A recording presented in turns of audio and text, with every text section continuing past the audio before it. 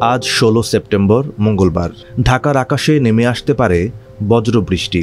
সকাল থেকেই আবহাওয়া কিছুটা মেঘলা।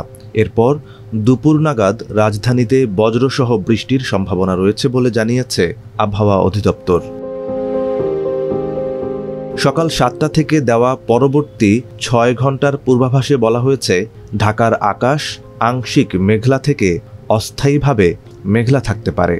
সেই সঙ্গে হতে পারে হালকা বৃষ্টি বা বজ্রবৃষ্টি। তবে দিনের তাপমাত্রায় তেমন কোনো পরিবর্তন হবে না। আবহাওয়া অফিস জানিয়েছে, এ সময় দক্ষিণ বা দক্ষিণ পূর্ব দিক থেকে ঘন্টায় 10 থেকে 15 কিলোমিটার বেগে বাতাস প্রবাহিত হতে পারে। গতকাল 15 সেপ্টেম্বর ঢাকায় সর্বনিম্ন তাপমাত্রা ছিল 25.4 ডিগ্রি সেলসিয়াস এবং সর্বোচ্চ তাপমাত্রা ছিল 32.5 ডিগ্রি সেলসিয়াস।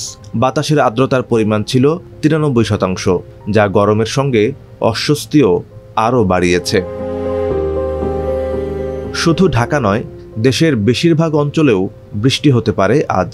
আবহাওয়া অধিদপ্তরের সর্বশেষ 120 ঘন্টার পূর্বাভাস অনুযায়ী রাজশাহী, রংপুর, ঢাকা, ময়মনসিংহ ও সিলেট বিভাগের অধিকাংশ জায়গায় এবং খুলনা, বরিশাল ও চট্টগ্রাম বিভাগের অনেক জায়গায় অস্থায়ীভাবে দমকা হাওয়াসহ হালকা থেকে মাঝারি ধরনের বৃষ্টি বা বজ্রবৃষ্টি হতে পারে।